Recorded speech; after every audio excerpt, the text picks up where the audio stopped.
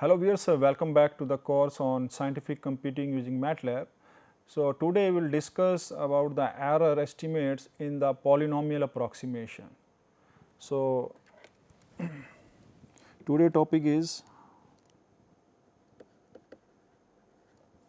errors involved in polynomial approximation.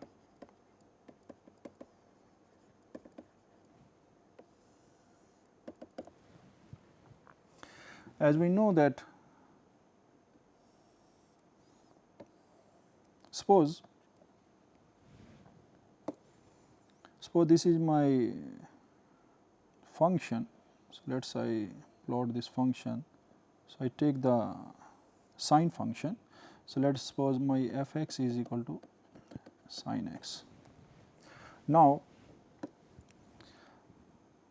suppose the function sin x is not given to me, but the values of the function at some points that is given to me. Suppose I choose this point, then this point, then this point.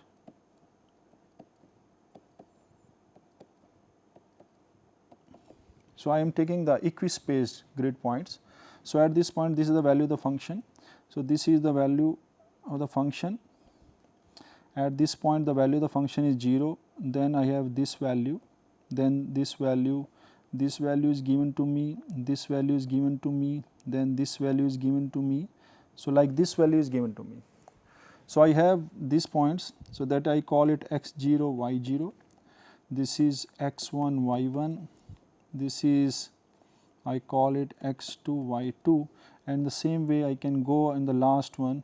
So, suppose this is my xn, yn. So, these points are given to me. Now, in this case what I will do, I will take the polynomial interpolation.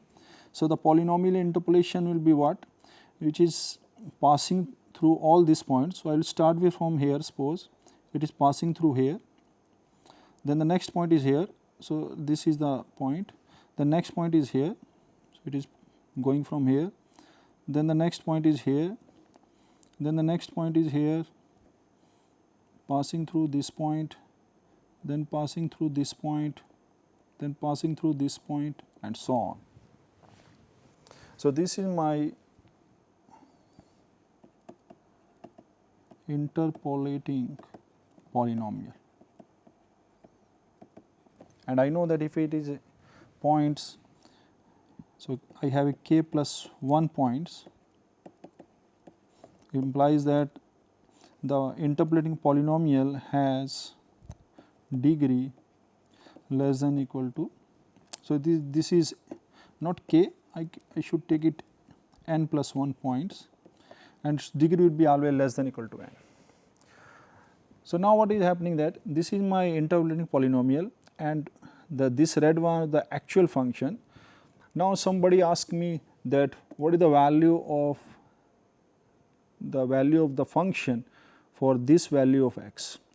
So, if I take this value of x, this is my value I am going to get when I put this point in the interpolating polynomial, but the actual value for this value of x was this one. So, from here I can say that this is the error involved in this case. Similarly, I can choose different points, and from there I can find, suppose I want to choose this point or this point. So, in that case, suppose I take this point from here. So, in that case you can say that this is my actual value and this is my approximate value. So, that this error is involved. So, I want to find out what will happen about this error when I approximate the interpolating polynomial passing through all these points. So, this is what we want to discuss. So, let us write down that, let us suppose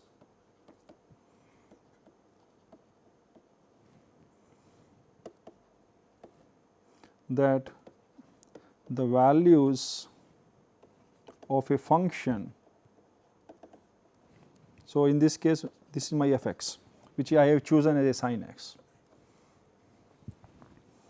are prescribed at n plus 1 points. So, that is given to me x0, x1, x2, xn, and value of the function is given to me at this point is yn. So, basically from here I can say that f at x naught is y naught, f at xn is yn. So, this is given to me. Then we can approximate the function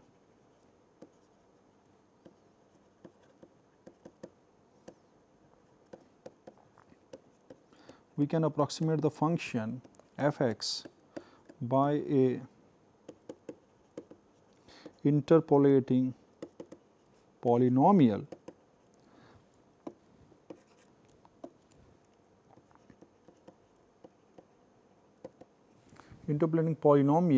so I call it Px of degree less than equal to n, because maximum degree is n. So, it is degree less than equal to n which passes through the points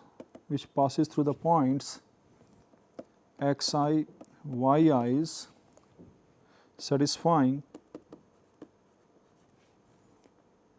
yi is equal to fxi. So, this is for all I is equal to 0, 1, 2 up to n. So, we can approximate the function f(x) by the interpolating polynomial Px which degree is less than equal to n, which passes through the points satisfying this relation. And you also from here you can see that at these points, the nodal points whatever it is given to me. So, at this point this function and the interpolating polynomial are coinciding. Only problem is to approximate the values in between these points. So, from here what I do is that I define the function. So, we can write the function f(x) as Px plus some error term. So, I call it Rx, where Rx is the error in the approximation. And what is the x is? So, x belongs to from x0 to xn. So, anywhere between the value x0 and x1. Now, we know that since fxi is equal to pxi, so that is already given to me. From here I can say that this implies that I can choose my Rx, that is equal to x minus x0 into x minus x1, x minus xn, and then I take kx. So, because at this point when x is equal to xi is for all i's 0, 1, 2 up to n, this is the same value. So, whenever this is the same value, the error will be 0. So, that is why I choose the Rx in this way. So, whenever I put any of the nodal point x0, x1 or xn, the error term will be 0. So, now from here I know that the kx is the function I have chosen. So, from here my equation number 1 can be written as, so equation 1 can be written as fx is equal to px plus Rx I can write as this one.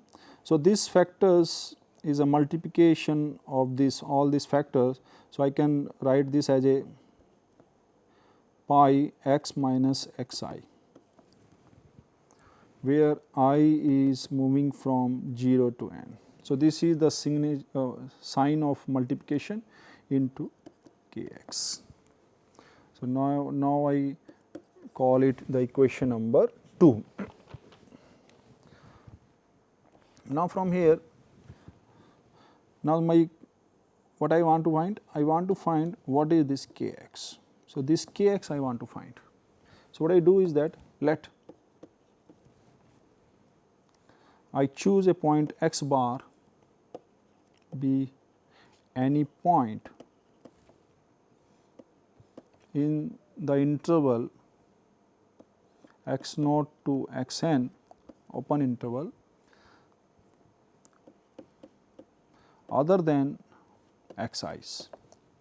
So, I want to find any point x bar which is other than this xi, because at xi this is same. So, I want to choose another point.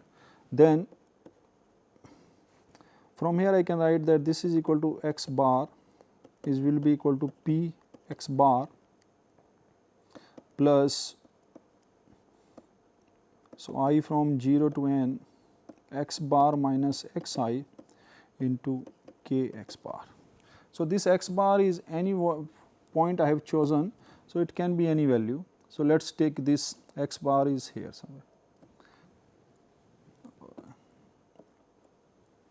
I will choose this value.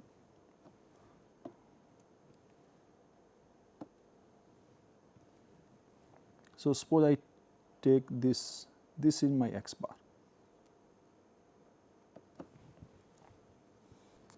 Now, from here I can write this equation.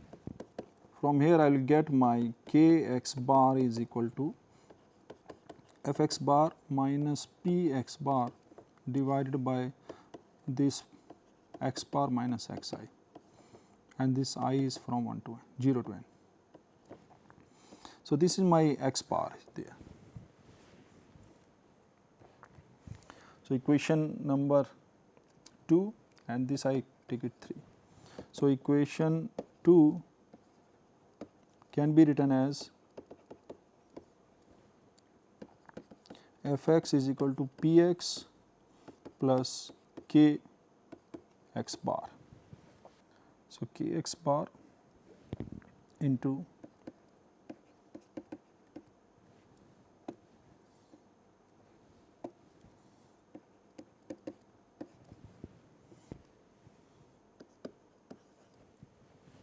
now from the equation number 4, now we want to find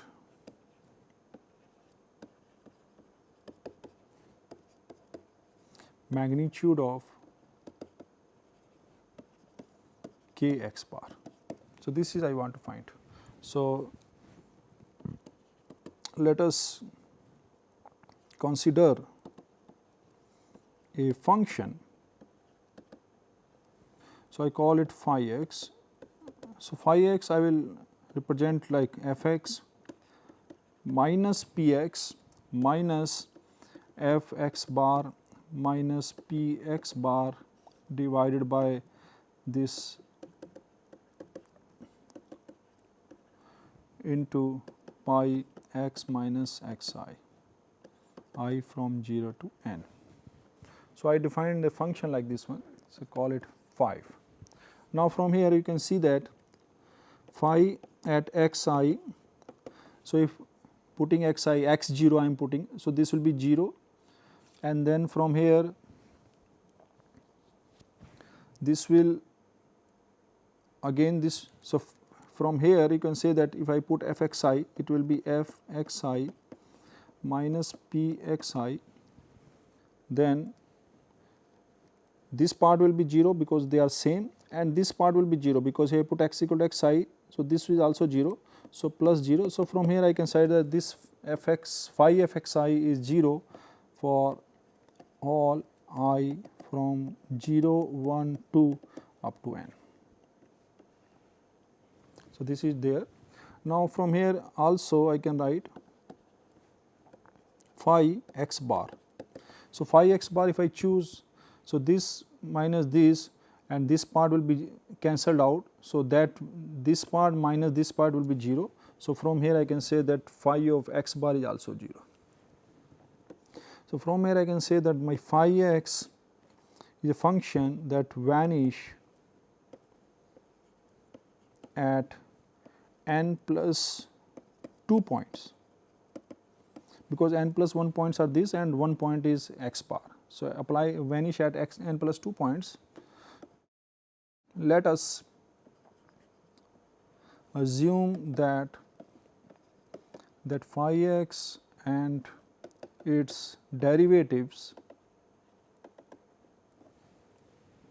are continuous.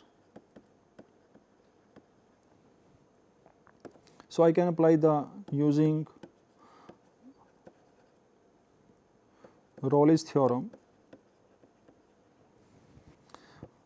Phi x vanishes at n plus 2 points,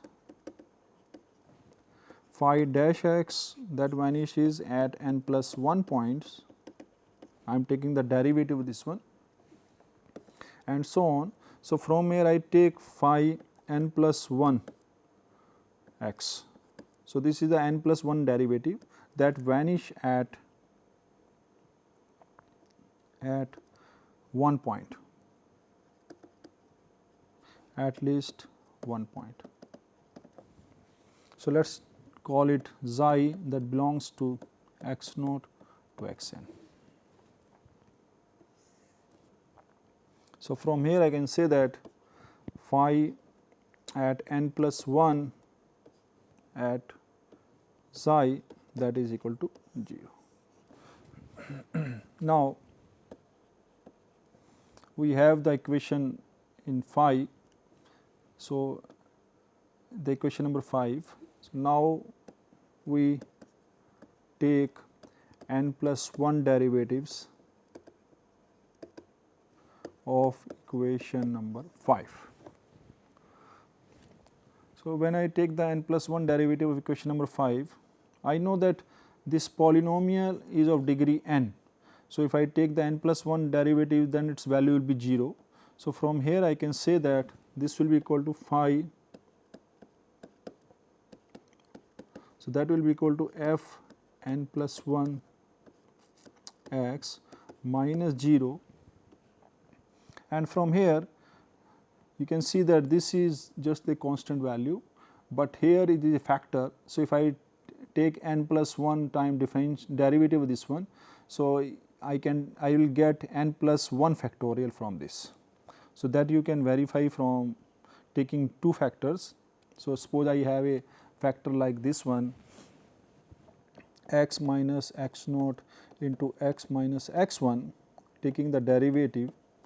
So, I just take the derivative, I will apply the product rule. So, this first function derivative second is 1 plus x minus x1.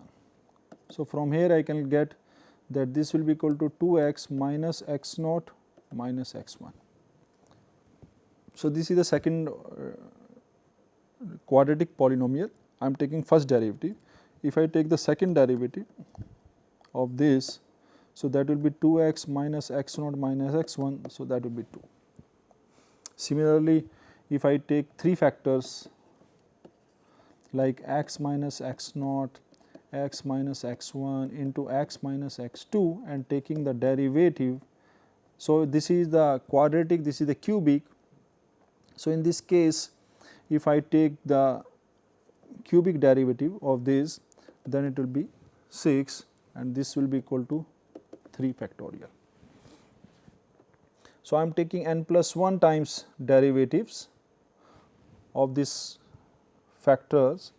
So, from here I will get, then this will equal to f x bar minus p x bar by multiply x bar minus x I from 0 to n, and this will be, I can write this as a n plus 1 factorial.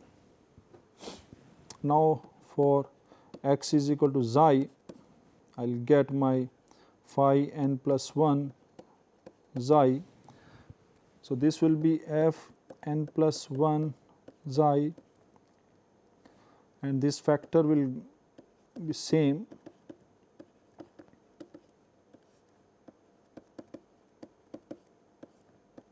The product n plus 1 factorial, and this xi is equal to 0. I know from here. So, from here I will get that this is equal to 0. I will take this on the left hand side.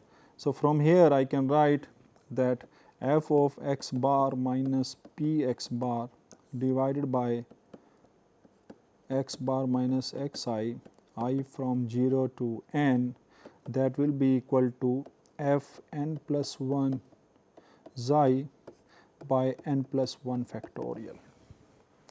So, from here now from the equation, and this factor I know the left hand side factor is, if you see from here, the left hand side factor is a k x bar. So, I can write that from equation 3 my k x bar will be f n plus 1 by n plus 1 factorial. So, this is the magnitude I am finding. Now, the above equation, so from here the value of the equation number 4 becomes, so from equation 4 I will get that my, or I can say from here that because my error is defined now, yeah, so this is my Rx.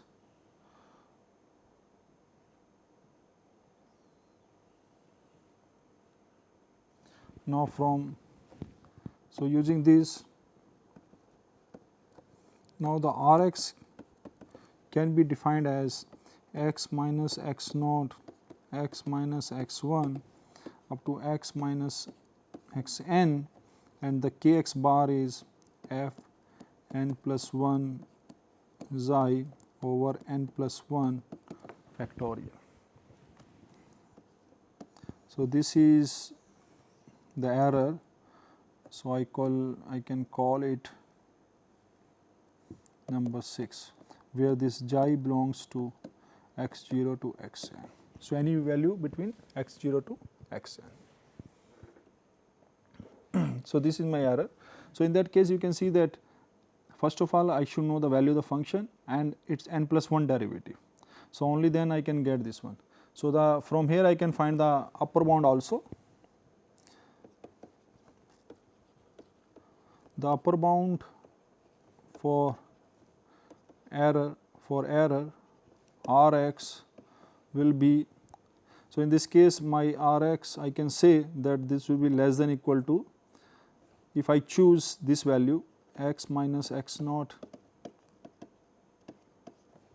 and if I choose this one, the maximum of this. So, if I take maximum of all values,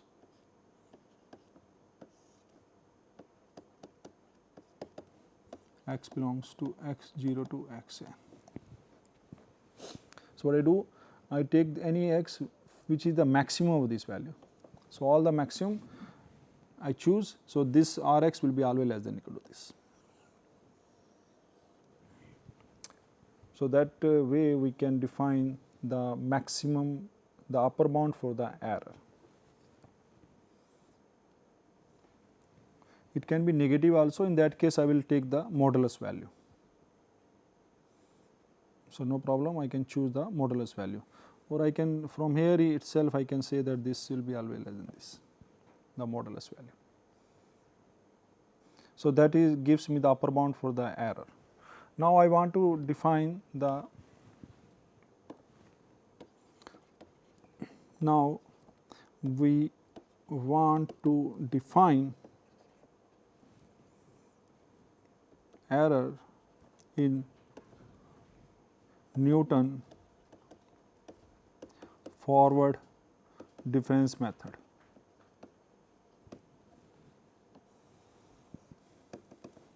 As we have done in the previous lecture, we have discussed the Newton forward method. So, I want to define the, that what will be the error in that case. So, the error in that case I can, or the same thing will be there, only thing is that I have to change my function f n plus 1 with the finite difference operator. So, I will apply this one. So, using mean value theorem,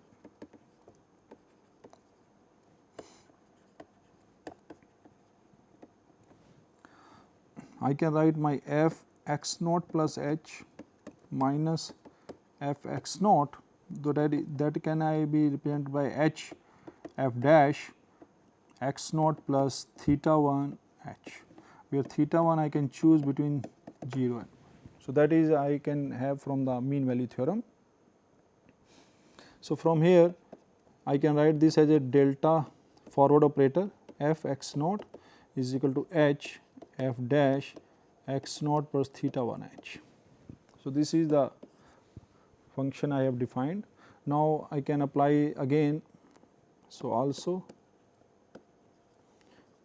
we can apply mean value theorem again, and in that case I can write that f dash x naught can be written as h square f dash x naught plus theta 1 h plus theta 2 or theta dash I should choose theta dash h, where theta 1 and theta 2 or theta dash are all lies between 0 and 1. Now, from here I can write this as a h square f double dash x naught plus theta 1 plus theta dash h. So, from here I know that the theta 1 plus theta dash will be always less than between 0 and 2. So, from here I can write that this will be can be written as 1. So, from here I can write my second order finite difference forward finite difference operator as h square f double dash. So, this is the double dash I am taking is equal to x naught plus theta 2 2h. So, I call it as a theta 2. So, this way we can define. So, similar way I can define k. So, let us take it kth forward finite difference operator. So, it can be written as x naught is equal to h k f k times differential derivative of this function and x naught plus k theta k h. So, using this one from here I can say that now if I take, so this theta k I know that lies between 0 and 1. When theta k is 0, we will get this value will be x naught. When theta k is 1, in that case this value will be x naught plus k h. So, this will be k times I am forwarding. So, this is k plus 1. So, that is I can call it x k. So, now from here I can say that k times forward difference operator can be written as h k into f k some xi, where xi belongs to x 0 to x k. Okay. So, now we are able to define this one. So, from here I can write my f k xi will be equal to h k. So, this one I can choose, where xi belongs to x naught to x k. Now, from the previous results, so this is my equation number 6. So, from the above results, using above results, equation 6, I can write my error function R x is equal to x minus x 0, x minus x 1, x minus x k. So, I am taking here the k value, and this I can choose. Now, my f n plus 1 xi will be same as the kth time the finite difference operator. So, from here I can write this as delta k plus 1. So, this f x naught is, I know that this is y naught. So, from here I can write this is equal to y naught divided by h k plus 1, and this is k plus 1 factorial. Now, from here I can say that the error involved in the Newton forward difference operator is this one. So, that is the equation number 7 I can define, and that is the error involved in the finite difference Newton forward finite difference operator. So, now we should stop here.